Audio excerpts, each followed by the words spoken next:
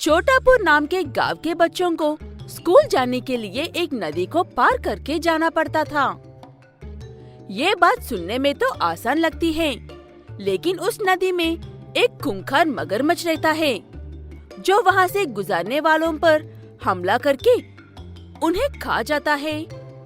कुछ बच्चे डर कर स्कूल ही नहीं जाते थे, तो कुछ बच्चे गांव का पूरा चक्कर लगाकर घूमते हुए पीछे की ओर से जाते थे। उसी गांव में स्कूल जाने वाला एक आलसी बच्चा था, जिसका नाम किरण है। तुम बाकी बच्चों की तरह घूमकर क्यों नहीं जाते हो बेटा? नदी के पास से जाने में खतरा है। इतना घूमकर जाना मुझसे नहीं होगा माँ।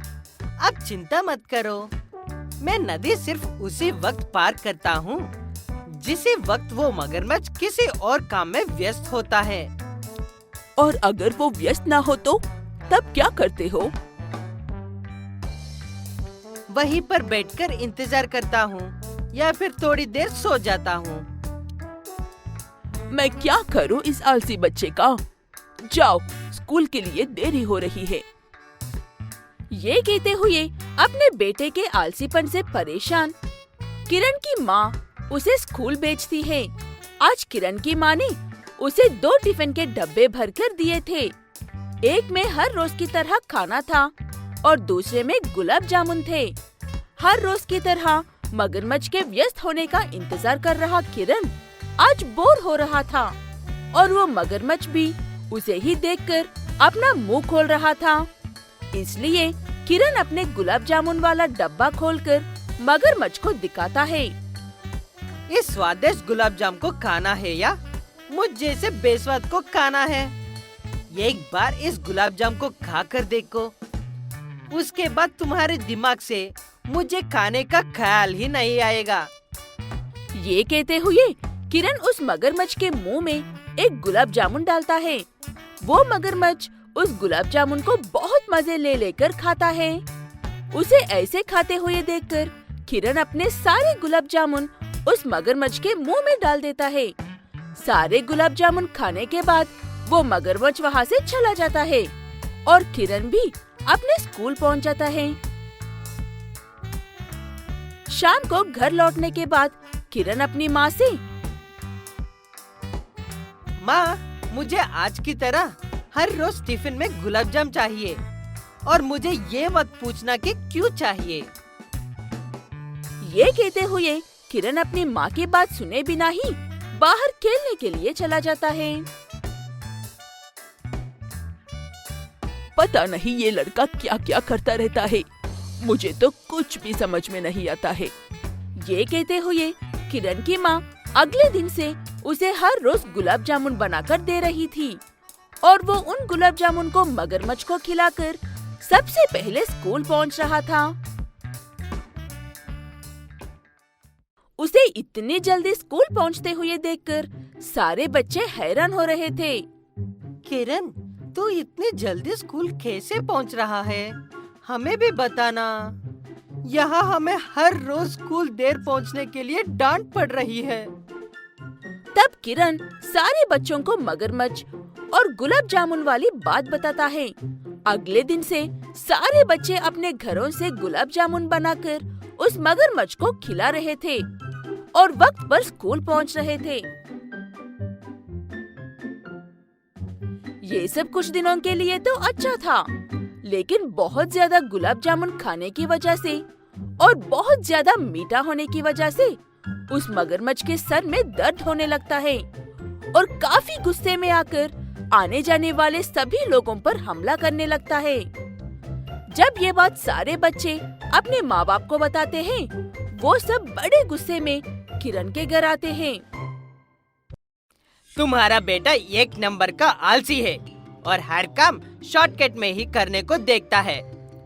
अब वो हमारे बच्चों को भी वही सब सिखा रहा है। आप कहना क्या चाहते हो? साफ साफ कहो, क्या किया है मेरे बेटे ने? वो बच्चों को मगरमच्छ को गुलाब जामुन खिलाना सिखा रहा है और वो मगरमच्छ पानी से बाहर निकलकर गांव तक पहुंच गया है। किरण, क्या ये लोग जो कह रहे हैं वो सच है? तब किरण अपनी माँ को बताता है कि कैसे सारे बच्चे उसके स्कूल जल्दी पहुँचने की वजह पूछ रहे थे और सारी बात सुनने के बाद भर भर कर लाकर उस मगरमच्छ को गुलाब जामुन खिला रहे थे। मैं मानता हूँ कि मैं आलसी हूँ, लेकिन बेवकूफ नहीं हूँ। मैं तो शांति से एक डब्बा गुलाब जाम खिलाकर रोज स्कूल जाता था। आप लोगों को किसने कहा कि उस मगरमच्छ को बार बार के गुलाब जाम खिलाओ? मैंने तो नहीं कहा था। बड़े गुस्से में किरण के घर आए हुए वो लोग चुपचाप शर्मिंदा होकर वहाँ से चले जाते हैं और किरण की माँ अपने बेटे की समझदार बातें सुनकर काफी खुश होती है। किरण फिर से अपने गुलाब जामुन और होशियारी से उस मगरमच्छ को फिर से नदी वाले पानी में लेकर जाता है। उसके बाद फिर कभी कोई उसके आलस की वजह से उसकी माँ को कोई ताने ना सुनाई, इसलिए किरण अपना आलसीपन छोड़कर अच्छे से रहने लगता है। चित्रापुर नाम के गांव में धनिया नाम का एक बहुत ही चालाक व्यक्ति रहता था। धनिया जानवरों का व्यापार करता था।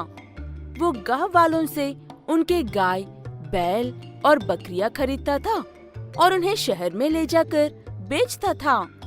और अगर किसी कोई गाय या बैल खरीदना हो तो वही शहर से लेकर आकर देता था। ये काम सुनने में तो काफी अच्छा लग रहा है, लेकिन धनिया गांव वालों से जानवरों को कम दाम में खरीदकर शहर में ज्यादा दाम में बेचता था और गांव वालों को बूढ़े और बीमार बैल ज्यादा दाम में देता था।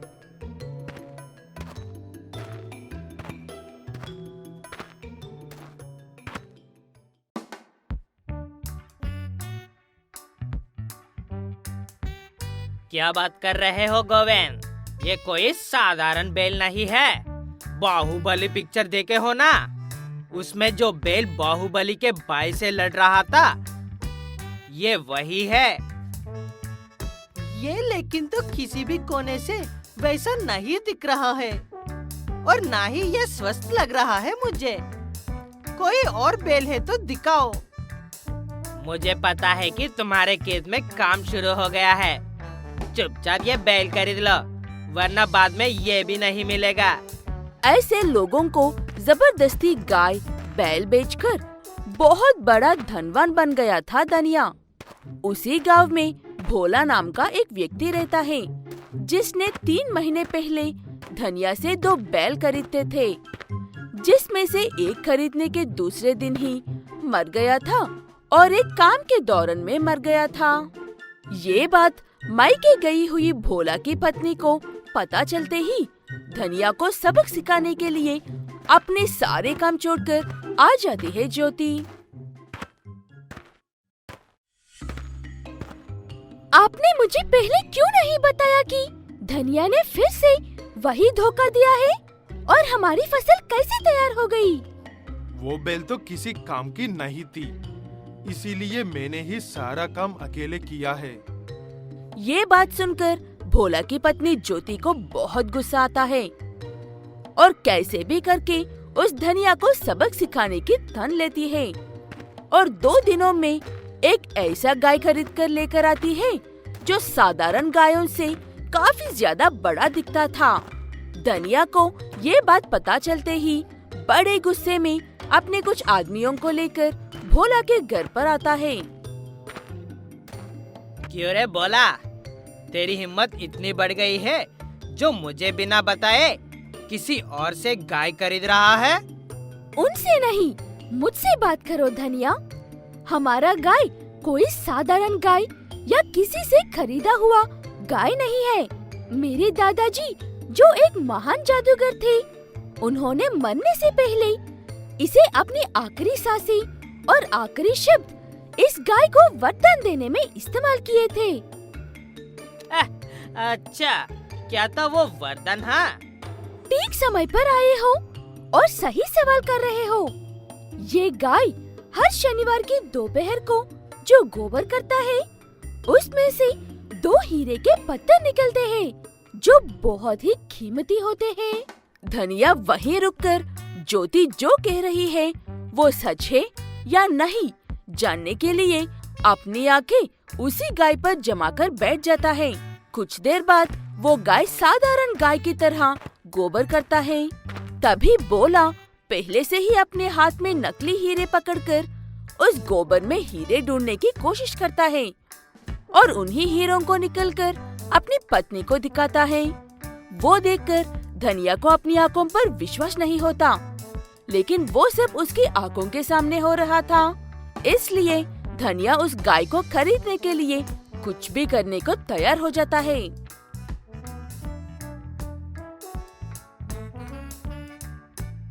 बताओ इस गाय की कीमत कितनी है? मैं इसके लिए कितने पैसे भी देने के लिए तैयार हूँ। हम तुम्हें पागल लगते हैं क्या? जो जितने अच्छे गाय को तुम्हें बेच देंगे। जाओ यहाँ से। ज्योति की ये बात सुनने के बाद धनिया को पूरा यकीन हो जाता है कि वो गाय सच में हीरे निकलता है। फिर से एक बार सोचो, अगर तुम लोग नहीं माने तो मेरे आदमी तुमसे छीन भी सकते हैं, तब तुम्हें एक पैसा भी नहीं मिलेगा। तुम में से कोई भी एक कदम भी आगे बढ़ाकर दिखाओ, अगर हिम्मत है तो हमारा गाय तुम्हें उठाकर गांव के बाहर फेंक देगा। धनिया और ज्योति की बात खत्म होने के बाद योजना के मुताबिक अब भोला ये कहता है, हम कब तक ऐसे हीरा बचाते रहेंगे ज्योति? ये सब हमारे बस की बात नहीं है। इसे बेच देते हैं, यही सही रहेगा।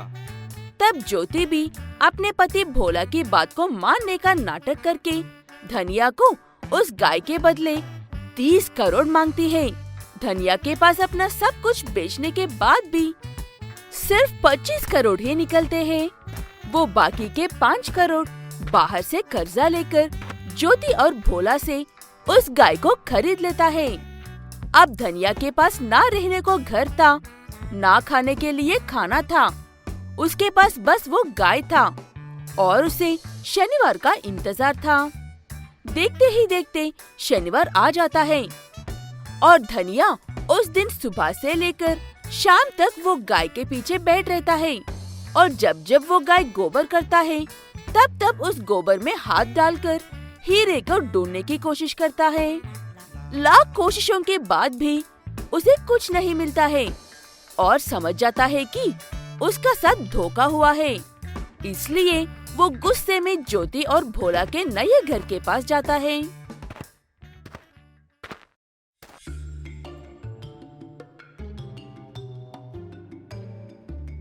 धोखेबाज कहीं के, वो भी एक साधारण गाय है। वो कोई हीरे नहीं देता है। धोखा दिया है तुम लोगों ने मुझे। लौटा दो मेरे सब कुछ मुझे वापस।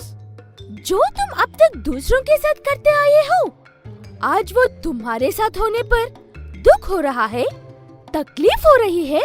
हाँ बताओ। हम खुश है कि हमने एक धोखेबाज को धोखा देकर काफी सारे मासूमों को बचा लिया है। अगर तुम्हें 2 वक्त की रोटी ईमानदारी से कमाकर खाना है तो हम तुम्हें एक छोटा सा खेत और घर देंगे, और अगर तुम नौटंकी करना चाहते हो तो याद रखना, तुम्हें इस गांव वालों के साथ जो आज किया है उसके बदले वो लोग तुम्हें 1 गिलास पानी तक नहीं देंगे। उसके बाद से धनिया उस छोटे से खेत में काम करके अच्छे से रहने लगता है।